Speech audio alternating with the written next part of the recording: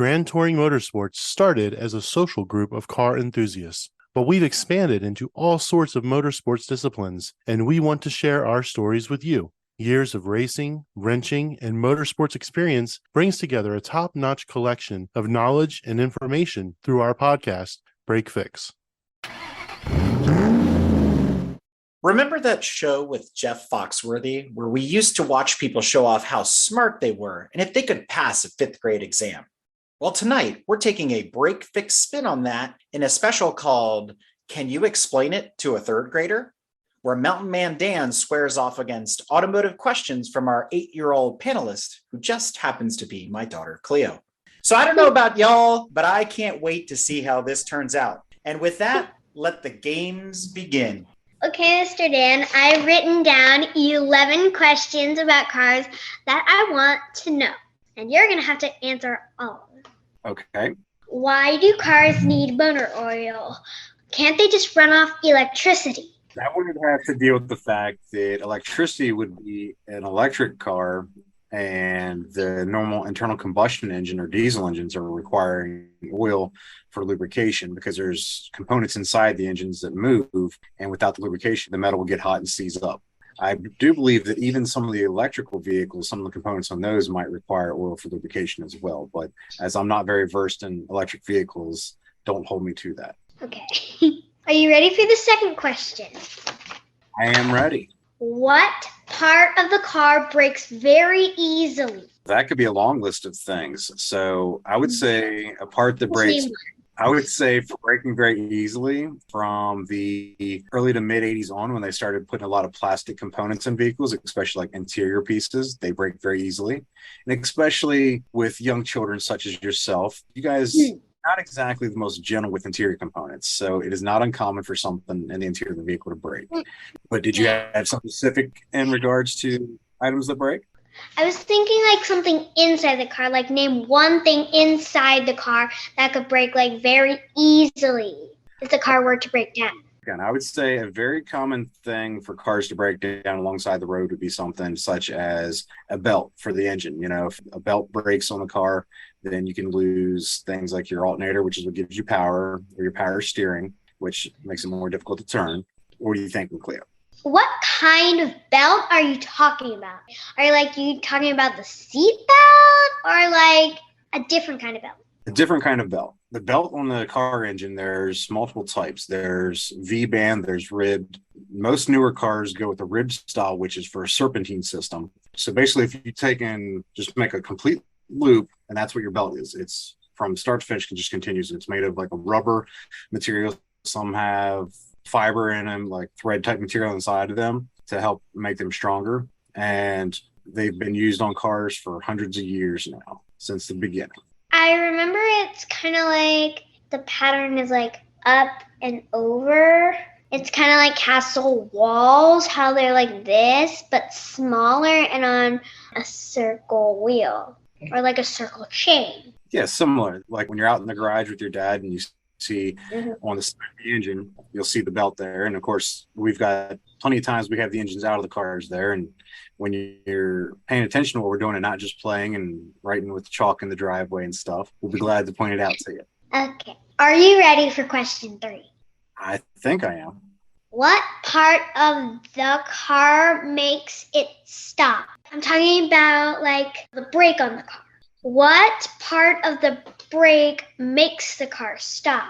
Okay, so originally, one of the very original methods of brakes, and I believe it was with Mercedes when they first built the first vehicle, they used wood and leather material for the brake pads. The original versions were used with like a drum type system. It uses pressure to push out, and that friction causes it to slow down. And then there's also styles where they use a brake around where it's a wheel, and it will have like a strap come around it. When pressure is applied, it draws pressure on the outside of that. But with motor vehicles, it's more common to see the drum, or newer vehicles from probably the late 70s, early 80s on, they have what's called a rotor and a caliper setup. And what that does is the rotor will spin and the caliper sits on it. When you push the brake pedal, it'll squeeze in on the side of it. So it's moving freely and easily. And then when you push the pedal, it'll squeeze in on it and uses hydraulic pressure to push in on that. the friction causes you to slow down. But then there's also, other than hydraulic, on larger vehicles such as your tractor and trailers, they use air brakes. And air pressure is what actually holds the brakes disengaged. When you push the pedal, the air is released out of the valve to put pressure on. And there's also electric brakes on trailers, which it uses electromagnets to create the pressure on the shoe or the caliper to cause the friction. You for telling me the 3 first questions. Now, I have 7 more questions for you. Okay. How does the engine work in a car? Okay, so I'll go with the most common, which would be your internal combustion engine. The easiest way to explain that, which most internal combustion engines in cars are 4-stroke engines. The easiest way I was taught, it's called suck, squeeze, bang, pop. The suck phase of it is where it pulls air and fuel into the cylinder.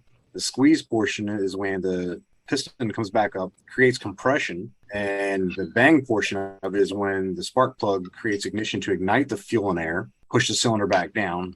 The pop portion is when it releases those spent exhaust fumes out through the exhaust system. So that's the more technical, but basically use combustion to make a rotating mass, give you power that transfers to your transmission out to your power line of your vehicle. So, what is combustion? So combustion is when something ignites, and all different materials have different combustion points or flash points. So like fuel compared to diesel have different flash points. The combustion process in car engines uses the fuel, the compression, which is basically compression is just squeezing really tight. So when it squeezes that down really tight, it creates heat, which helps with the ignition process for the combustion when the spark plug ignites the fuel. Okay. Are you ready for the 5th question? I sure am. This will be a tough one. Can cars survive crashes? Depending on the extent of the crash, yes. Because many cars, when they get into crashes, and there's actually testing done, which has been done for the past decades. Companies like Volvo and Saab were very big on the safety aspects of the crashes. So they would test and purposely use like crash test dummies in the vehicles to see how it would impact the passengers.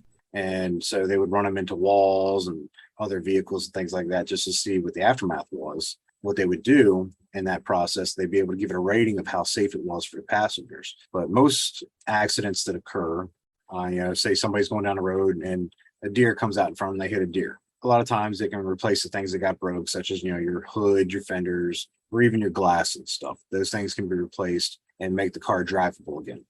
Okay, let's see if you can do this. How does electricity get used in a car? Okay, so electricity in cars can be used in many different ways. With the aspect of the internal combustion engine, it is used to power your things like your lights, your horn, your radio, and even the fans and stuff for your heating and air conditioning. And especially all the actual entertainment you have sitting in the back, riding down the road, watching the TV and stuff. That's what powers it. And for your electric vehicles, it also uses that power to actually provide the energy to the electric motors that turn the wheels to allow you to actually drive the vehicle down the road. Mm-hmm. Where does the power come from? So whether it be an electric vehicle or an internal combustion vehicle, majority of the time, it'll initially start out in a battery. And the battery is just a cell that retains the power for you to either initially start your internal combustion engine, or with your electric vehicles where it provides all the power the whole time. And then once the internal combustion engine is started, it has something either called a generator or an alternator, which most modern vehicles from the, I would say, 50s on have alternators. That is what puts out the power to the system after it's actually up and running. And then it acts very similar to a generator, but alternators are the more modern technology of creating the power from a rotating mass. The alternator basically, it has a lot of copper coils in it, and then inside of that will be an armature. And as that spins, it creates essentially electromagnetic force to put power out. Okay, Mr. Dan, do people race in old-fashioned cars? Yes, they do. And there are actually leagues out there for just the purpose of racing the older vehicles still. I don't know any of the specific names of the classes or the organizations off the top of my head, but there are plenty of them out there where they'll still run like the older open wheel cars. And even, I think they've even had some where they use some like the steam powered vehicles to race as well. A lot of those things happen. And even within, other than cars and the agricultural community, people still take out their old tractors and things that are steam powered, and they'll do tractor pulls and such like that using the old steam powered tractors, as well as the old diesel and things like that as well. Has anyone who has driven an old-fashioned race car ever won a race? I would say yes, because normally any of those races that occur, there's always going to be a winner. Now, if those older vehicles are racing against newer cars, it's definitely more difficult for them to win the race. But most of the times they have those races, they're racing against cars that are similar in power, weight, design, so that's more of an even match for them to race against their competitors. Cleo, before we move on, I want to know what your definition of old-fashioned is. Like very old cars. Well, how old is old? I don't really know how to describe it. It's like a car that is like very old in years. Do you have a specific year in mind? No, just any. Okay. Give us a guess of a year that you consider to be an old car. I don't really know any years that there might have been like really old cars in. Well, the very first car was invented in the 1800s, over 100 years ago, over 120 years ago, to be exact. Did they have any really old cars in the year 1855? No, not that far back. The first cars came out in the late 1800s, right around 1896, 97, 99, in that era. Okay.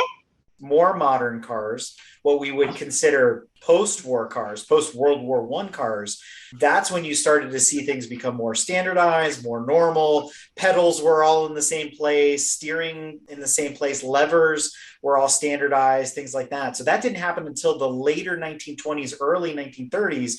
That was the beginning of the more modern cars, but even those are considered now vintage and classic. Why did they call it post-war World War I?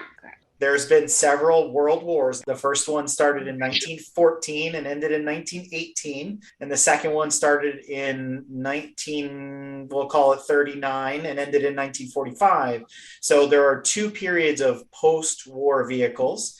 The first is anything from basically 1919 to 1938. And then after the Second World War, 1946, until basically the mid-50s, those are still considered post-war cars. And then it kind of goes on from there. Then we enter what they call the Dolce Vita era. Then we enter the muscle car era. We enter the Malaise era, and they go on and on from there as we move up through the decades until today. Okay, thank you. Back to Dan. Okay, Mr. Dan. I have two more questions left for you. Can cars survive big fire? Due to the materials that cars are made out of, older cars would stand up much better to a fire than a modern day car, because a lot of the older cars, and I'm talking post-war type era where they're a lot heavier gauge steel and metal, cars back then could potentially catch fire. And if it wasn't set there and just left to burn for hours where it melted or weakened the metal, they could be rebuilt. A lot of the modern cars, there's a lot of newer materials such as the plastics, composite materials, and even alloys like the aluminum alloys on wheels. Under the heat, they melt a lot faster than the metal of the older vehicles would. So depending on the era of the vehicle, I would say determines, and also determines on the level of the fire, because there were fires out in California when they had the massive fires raging throughout. There were cars that were burnt down to where it looked like it's just a pile of molten metal, because if a fire gets hot enough, it'll melt metal. You want to talk about EVs in there as well? What? What is? EVs, the electric vehicles, I would say it's going to be much more dangerous for the fact that all the wiring and stuff required for the power and everything within the system, once that melts, you're going to have no power to the vehicle. So if you were to try to rebuild an EV, it would be a very difficult job, in my opinion, because the batteries themselves, once the fire starts, they can act as an actual accelerant to the fire, a fuel for the fire, and create the fire to burn for even longer, which is why modern fire departments are coming up with new methods of how to fight the fires when an electric vehicle catches fire. So it's called an EV, right? Yeah. EV is a abbreviation for electric vehicle. When you said Eevee, I thought you meant the Pokemon type. Nope, I'm not. I'm not knowledgeable with Pokemon, so I would know what that is. If a car was parked in a building and the building was breaking down, would the car still survive? And like, if everything collapsed on top of it, if it was an old car back then, would it have survived? There is potential that the car could survive, because if we're going to look at, say, the older vehicles like the 1950s, 1960s vehicles, heavier metals or even prior ones to that, a lot of the buildings during that time were made from wood. So some of the wood, as it gets older and gets rotted, it'll be less dense. So it falling on the car could potentially like create some dents and things. But I have seen what people consider like barn finds or field finds and stuff like that, where buildings and stuff have collapsed onto them and they were able to restore them. And I've even seen pictures of field finds where a vehicle be sitting there and a tree grows up through its hood or something. Could modern day cars survive it? Some possibly could, depending on, like I said, the type of building. There's a lot of modern buildings now that are built with steel and other metal components. So I would say if it was like the building I plan to put, it was going to be a steel I-beam building. If it were to collapse, I don't think even the older vehicles would hold up very well to that because of the density of the steel and the weight of it. But it is possible if a newer car were in one of the older wooden buildings and it were to fall, it could potentially be salvageable. Okay, thank you for that answer to that very hard question I couldn't even find out. Here's the last question I will be asking you. All right. Are there self-driving cars yet? That's a bit of a tricky question because in some ways, yes, but it requires certain parameters for them to work. On general highways and roads right now, no, because there's not infrastructure in place to give the proper sensing and for the vehicles. It's a technology they are working on. Hopefully we will eventually get there, because when I was your age and I would watch movies and TV shows and stuff, they had self-driving cars and stuff by the year 2020. We're past 2020. We still don't exactly have that. But even the Jetsons showed us like flying cars and stuff. That's something people work on as well, but we don't yet have them. But hopefully by the time you're my age, you'll see that. In the year 2049. I want to ask if my dad would want to try to answer one of these questions. Sure, bud. What do you got for me? I'm letting Mr. Dan watch you see if you're smarter than a third grader. Fair enough. Can steering wheels like get dented? If you're driving and you get into a car accident, can the steering wheel get very badly damaged and bent? That's a question I want to know.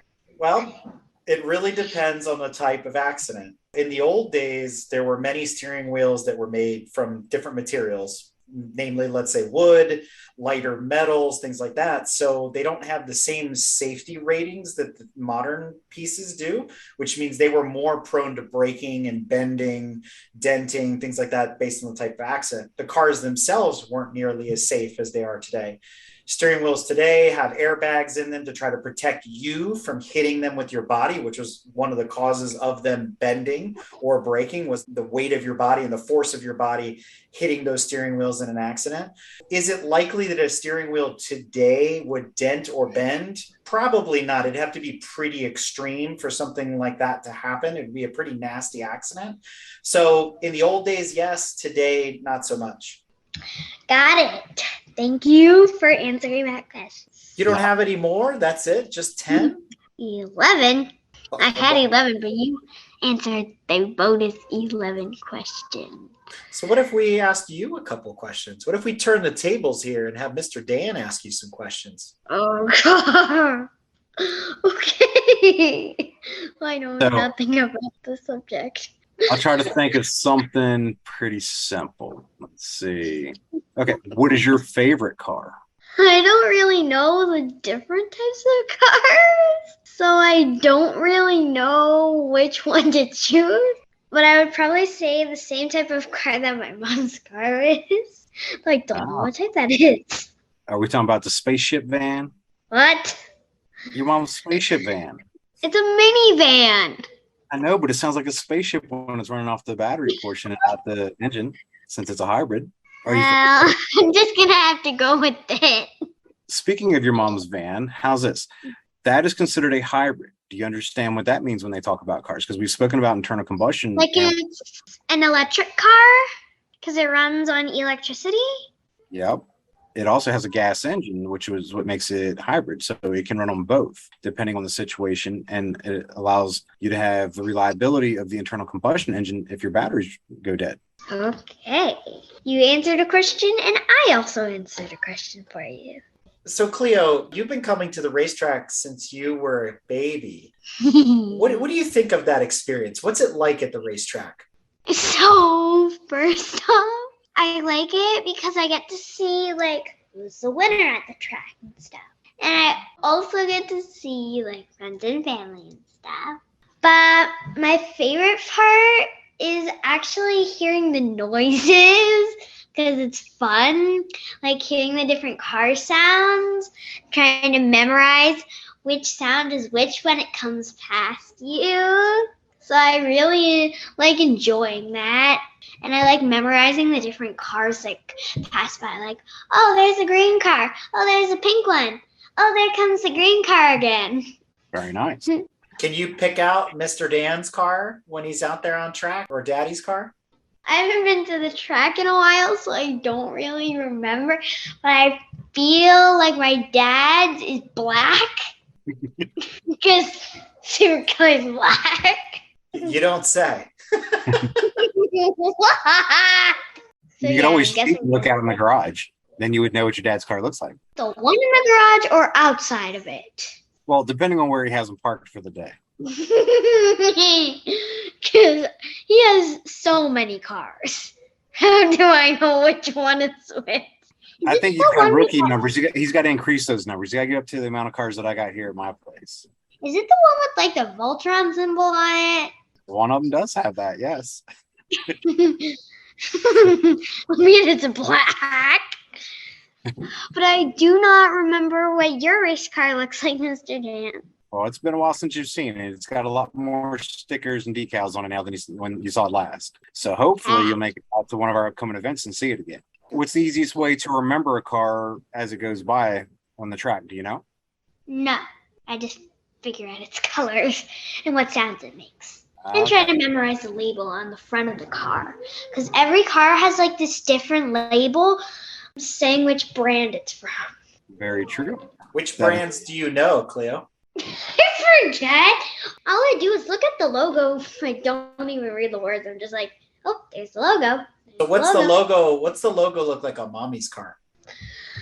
So I feel like it has like this oval shape thing.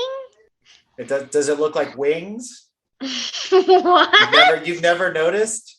No. Next time you look at the van, pay attention. It looks like wings. They look like bird wings, basically. I don't know why. The Chrysler logo is bird wings, but whatever. That makes no sense. Real quick, back on the way of identifying cars on track, Cleo, is as they go by, most tracks have a rule where you have to have a number on the side of the car. So example, Mr. Judd in the club and I had the same color car. So without the numbers on the side, it would be difficult to tell which of us was going by. Which number do you have? So on the Volkswagen, it's 808. Is that my dad's car? Or your? Well, your dad has two Volkswagens, or a Volkswagen and a semi-Volkswagen on the other, since it's Volkswagen powertrain. So how many Volkswagens does my dad even have? Not going to get into that here. That's an episode for another day. It's like 6 or 7. In parts, yes, that's for sure. Definitely. Mr. Dan, would you like to ask me another question? All right. I know this past summer, we went to a little outing out near your house, and we got to see something other than race cars. Do you remember what type of vehicles that was that we saw? Go-karts? They were a little bit bigger than go-karts. They were really noisy. Monster trucks? Yep. So how did you like the monster trucks? I really liked them. They were so colorful and they did like flips and stuff. And I really liked it.